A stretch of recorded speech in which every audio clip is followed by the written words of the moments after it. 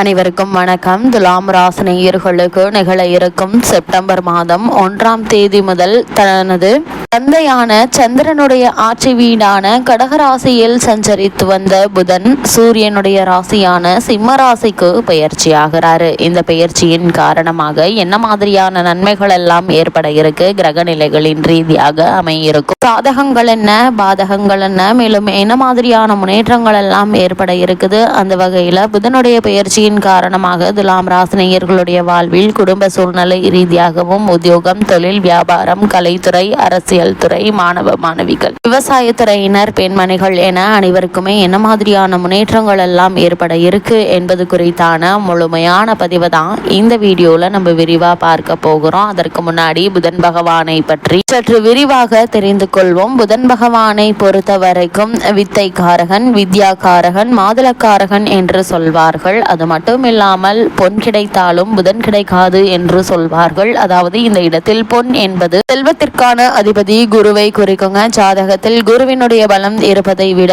புதன் பலமாக இருக்க வேண்டும் என்பதையே சூட்சமமாக குறிப்பிட்டுள்ளனர். அது கல்வி, கலை, வித்தைகளுக்கு அதிபதி புதன் கிரகங்க. எந்த ஒரு விஷயத்தையும் கண்ணால் பார்த்தவுடன் அதை கையால் செய்வதற்கு புதனுடைய அனுகிரகம் வேண்டுங்க. கற்றவர்களுக்கு சென்ற இடமெல்லாம் சிறப்பு. நன்கு படித்தவர்கள் கை நிறைய சம்பளம் வாங்குவதை கண்கூடாக பார்க்கிறோம். நம் வாழ்க்கைக்கு அடிப்படையான கல்வி செல்வத்தை வழங்கக்கூடியவர் புதன் பகவான். அப்படிப்பட்ட புதன் ஒரு விசித்திரமான கிரகம் என்று தானுங்க சொல்ல வேண்டும். ஏன்னா செவ்வாயை போலவே புதனும் இரு அதிபத்திய கிரகம் ஆகுங்க. ஜோதிட ஆச்சரியமாக மிதுனத்தில் ஆட்சி பெறும் புதன் ஆட்சி வீடான கன்னியில் உச்சம் பெறுகிறாரு. மீனத்தில் நீச்சம் அடைகிறாரு. அறிவு, ஞானம் இரண்டிற்கும் இவரே அதிபதியாகி பட்டறிவு, படிப்பறிவு இரண்டையும் மனிதனுக்கு உணர்த்துகிறாரு. விஞ்ஞானம், மெஞ்ஞானம் இரண்டிற்கும் காரணமாக திகழ்கிறாரு புதன் பகவான். அது மட்டுமில்லாமல் புதன் பகவானை பொறுத்த வரைக்கும் இவர் சந்திரனுக்கும் தாராதேவிக்கும் பிறந்தவர் ஆவாரு. குருவினுடைய மனைவியுடன் இக்குழந்தை வளர விரும்பாத குரு சந்திரனிடம் அக்குழந்தையை ஒப்படைத்தாரு. சந்திரனும் அக்குழந்தையை தன் 27 மனைவிகளிடம் ஒப்படைக்க அவர்களில் ரோகிணி மற்றும் கார்த்திகை மட்டுமே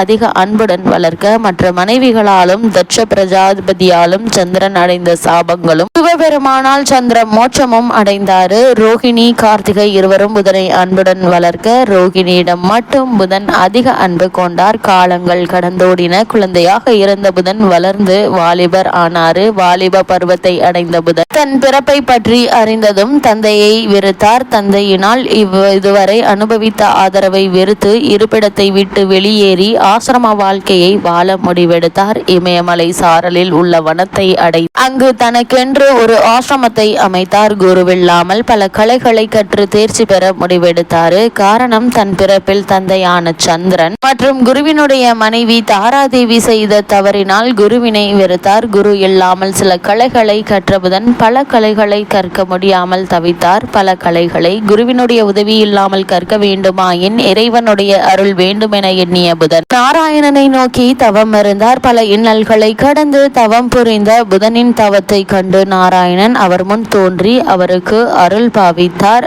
இமயமலை அடிவாரத்தில் கௌரி தடாகம் என்ற இடத்தில் தனது ஆசிரமத்தை அமைத்து நாராயணனுடைய அருளால் குருவே இல்லாமல் சகல கலைகளையும் புதன் கற்று தேர்ந்தாரு. சகல கலைகளால் பல உயரத்தை அடைந்த புதன் பிறப்பால் பல அவமானங்களை சந்தித்த புதன் தன் தந்தையான சந்திரனுக்கு பின்னால் தனக்கு வரவேண்டிய அனைத்து அரச பதவிகளையும் துறந்து ஆசிரம வாழ்க்கையை மேற்கொண்டார். புதன் தன் தந்தையான சந்திரனை வெறுத்து ஒதுக்கினாலும் பதவிகளை துறந்து ஆசிரம வாழ்க்கையை வாழ்ந்தாலும் சந்திரனின் அழகில் பாதியை கொண்டவராக இருந்தார் புதன். சகல கலைகளையும் கற்று அழகிய உருவமைப்பை கொண்ட புதனை கண்ட தேவமாதர்களில் ஒருவர் அவரிடம் தன் மனதை பறிகொடுத்து தன்னை ஏற்றுக்கொண்டு தனக்கு இன்பத்தை அளிக்குமாறு வேண்டினாள். தன் பிறப்பால் ஏற்பட்ட அவமானங்களை இனி எந்த ஒரு குழந்தையும் அனுபவிக்க கூடாது என்று எண்ணி அந்த தேவமாதர் எவ்வளவு வற்புறுத்தியும் மனம் இறங்காமல் இருந்தார் புதன். வேண்டுகோள் விடுத்த தேவலோகமாதுவை புறக்கணித்ததால் கோபம் கொண்ட தேவலோகமாது புதனை இனி அழியாக போகும்படி சாபமிட்டாள். எந்த ஒரு தவறும் செய்யாத, தவறு நடந்துவிடக்கூடாது எண்ணி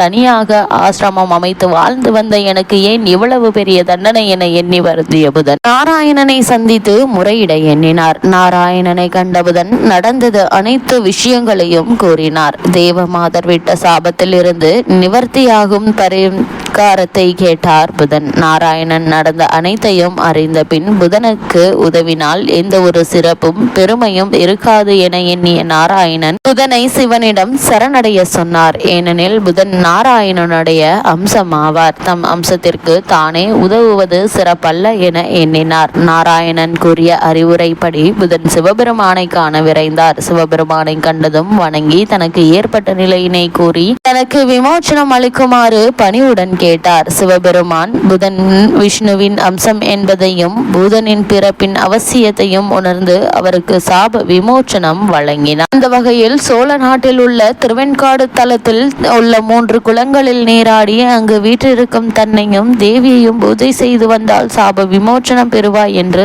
அருள் புரிந்தார். சிவபெருமானின் அறிவுரையின்படி புதனும் திருவெண்காடு சென்று அம்மையையும் அப்பனையும் வணங்கி சாப விமோச்சனம் பெற்றார். இதனால் புதன் அலி எனும் சாபம் நீங்கி தன் சுய உருவத்தை பெற்றார். சாபம் நீங்கிய புதன் திரும்பவும் ஆசிரம வாழ்க்கையை மேற்கொண்டு வாழ்ந்து வந்தார். தன்னுடைய பிறப்பிற்கு பிறகு பல சாபங்கள் பல அவமானங்களை சந்தித்து வந்த புதன் கல்விக்கு அதிபதியாக திகழ்கிறார். அப்படிப்பட்டவர் தற்போது சந்திரனுடைய ஆட்சி வீடான கடகராசியிலிருந்து சூரியனுடைய ஆட்சி வீடான சிம்ம ராசியில் சஞ்சரிப்பதால் என்ன மாதிரியான நன்மைகள் எல்லாம் உங்களுடைய வாழ்வில் ஏற்பட இருக்கு என்று பார்க்கும்போது உங்களுடைய ராசிக்கு 9 மற்றும் 12 ஆகிய இடங்களுக்கு அதிபதியானவர் புதன். அவர் தற்போது லாபஸ்தானத்திற்கு வரும்போது பயணங்களால் பலன் கிடைக்கும் என்பதை கிரகநிலைகள் அறிவுறுத்துது. புதிய வாகனம் வாங்கி மகிழும் யோகம் உண்டு என்பதால் அதற்கான முயற்சிகளை தற்போது நீங்கள் தாராளமாக மேற்கொள்ளலாங்க. அதே போல் நீண்ட தூர பயணங்கள் நிகழ்கால தேவைகளை பூர்த்தி செய்யும் என்பதையும் கிரகநிலைகள் தெல்ல தெளிவாக உங்களுக்கு உறுதியளிக்குது. தொழில் மற்றும் உத்தியோகத்தில் எதிர்பார்த்த முன்னேற்றம் உண்டுங்க.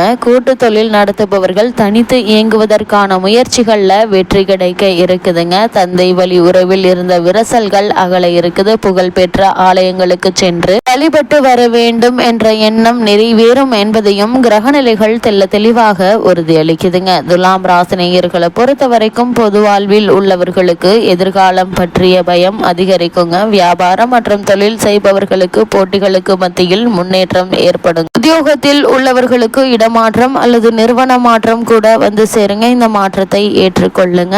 துலாம் ராசியை சேர்ந்த கலைஞர்களுக்கு கல்வியில் கவனச்சிதறல் ஏற்படலாங்க. பெண்மணிகளுக்கு விரயங்கள் அதிகரிக்குங்க மற்றும் இனத்தவர்களுடைய ஒத்துழைப்பால் கூட்டு முயற்சியில் வெற்றி காணக்கூடிய ஒரு தருணமா இந்த புதனுடைய சிம்மராசி சஞ்சாரம் அமைஞ்சிருக்குது என்பதை கிரகங்களுடைய சஞ்சார நிலைகள் தெளிவாகவும் உறுதியாகவும் எடுத்து காட்டுது. அந்த வகையில துலாம் ராசினியர்களுக்கு இந்த புதன் பயிற்சி நிகழக்கூடிய இத்தருணங்கள்ல கிரக நிலைகளின் ரீதியாக கூறப்படும் பரிகாரம் என்ன என்று பார்க்கும்போது இந்த புதன் பயிற்சி நிகழக்கூடிய காலகட்டம் முழுவதுமே வீட்டிற்கு அருகாமையில் உள்ள வராகி அம்மனை வழிபடுவது எண்ணற்ற நன்மைகளை உங்களுடைய வாழ்வில் ஏற்படுத்தி கொடுக்கும்.